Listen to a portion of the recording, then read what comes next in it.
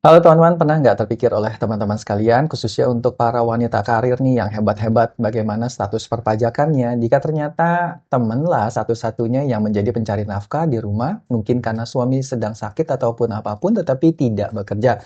Nah, dengan aku Raymond, sekarang kita akan membahas mengenai permasalahan ini. Seringkali kita mendengar anggapan umum bahwa seorang istri yang bekerja secara otomatis status pajaknya di mata perusahaan akan dianggap sebagai tidak kawin atau TK0, ya, tidak kawin tanpa tanggungan. Terlepas dari apakah ia sudah menikah ataupun punya anak, karena asumsinya suami adalah kepala keluarga yang menanggung beban tersebut. Namun tahu nggak teman-teman bahwa anggapan ini tidak sepenuhnya mutlak benar. Ada kabar baik yang perlu teman pahami agar hak-hak teman yang sebagai wajib pajak terpenuhi dengan adil.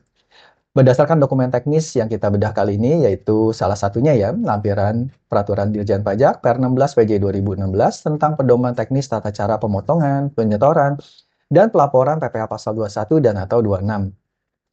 Negara sebenarnya memberi ruang keringanan bagi istri yang suaminya tidak memiliki penghasilan. Teman nggak boleh cuma pasrah doang dipotong pajak dengan status lajang jika memang kenyataannya teman sendirilah menanggung beban keluarga. Dasar hukumnya sebenarnya kuat dan rinci, teman-teman. Hal ini diatur secara spesifik di dalam pasal 11 ayat 4 dalam peraturan yang sama, yaitu Per 16 PJ 2016, yang bunyi aturannya juga kalau kita baca seperti ini. Dalam hal karyawati kawin dapat menunjukkan keterangan tertulis dari pemerintah daerah setempat serendah-rendahnya kecamatan yang menyatakan bahwa suaminya tidak menerima atau memperoleh penghasilan. Besarnya PTKP adalah PTKP untuk dirinya sendiri ditambah dengan PTKP untuk status kawin dan PTKP untuk warga yang menjadi tanggungan sepenuhnya. Artinya peraturan ini secara hitam di atas putih menjamin bahwa PTKP atau penghasilan tidak kena pajak. Seorang istri bisa berubah statusnya menjadi K dan bahkan bisa menanggung anaknya. Asalkan syarat administratifnya terpenuhi. Hal ini juga tentunya diperbaharui dengan PMK nomor 168 tahun 2023 di dalam pasal 9 ayat 3-nya. Nah, kata-katanya kurang lebih mirip dengan yang tadi, yaitu dalam hal karyawati kawin dapat menunjukkan keterangan tertulis dari pemerintah daerah setempat serendah-rendahnya kecamatan yang menyatakan bahwa suaminya tidak menerima atau memperoleh penghasilan. Besarnya PTKP merupakan PTKP untuk dirinya sendiri ditambah dengan penghasilan tidak kena pajak untuk status kawin dan penghasilan tidak kena pajak untuk anggota keluarga saudara dan atau keluarga semenda dalam garis keturunan lurus serta anak angkat yang menjadi tanggungan sepenuhnya. Nah, intinya kata-katanya mirip ya teman-teman ya. Nah, penghasilan tidak kena pajak ditentukan berdasarkan keadaan pada awal tahun kalender. Kuncinya memang terletak pada pembuktian administrasi sesuai pasal tersebut. Teman harus bisa membuktikan dulu bahwa suami memang benar-benar tidak memiliki penghasilan. Apapun dengan menunjukkan surat keterangan tertulis dari Pemda setempat, serendah-rendahnya kecamatan. Nah, ini juga dicontohkan di dalam lampirannya, yaitu lampiran Per 16 PJ 2016 pada bagian 113. Nah, kita lihat ya contoh dari lampiran tersebut. Nah, namanya misalnya Tanti Agustin ya. Nah, supaya bisa lebih mudah membayangkannya.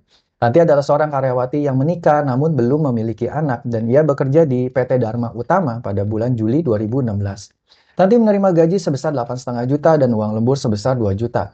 Karena suami Tanti tidak bekerja, Tanti menyerahkan surat keterangan dari Pemda tempat ia tinggal kepada perusahaannya yang menyatakan suaminya tidaklah berpenghasilan.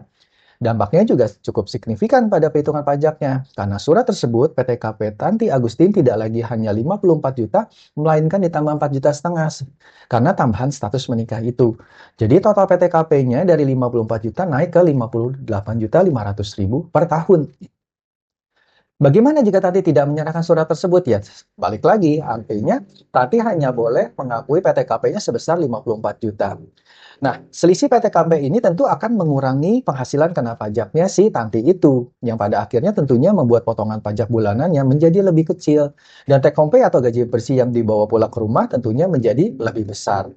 Dalam contoh perhitungan di lampiran tersebut, setelah dikurangi biaya jabatan dan iuran pensiun, penghasilan neto setahunnya adalah 119.100.000. Ya, dengan PTKP statusnya K0.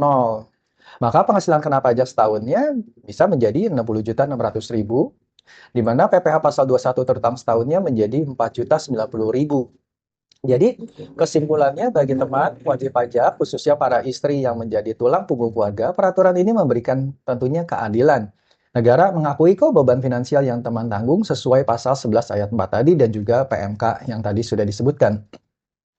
Jika suami tidak bekerja, jangan ragu untuk mengurus surat keterangan dari Pemda setempat, sekurang-kurangnya kecamatan, dan serahkan surat ini ke bagian HRD atau keuangan di kantor teman-teman.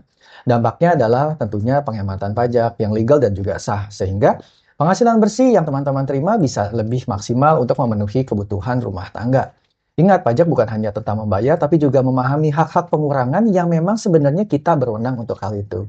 Jika ada contoh yang tadi, ada perhitungan yang tidak mirip, karena itu masih menggunakan yang tahun 2016. Tetapi intinya adalah teman-teman, ketika kita memang mengetahui bahwa kita berhak untuk menggunakan hak kita, ya kita ajukan sesuai dengan syarat-syarat yang ada. Oke teman-teman, itu aja videonya. Semoga video ini berguna buat kita semua. See you, bye-bye.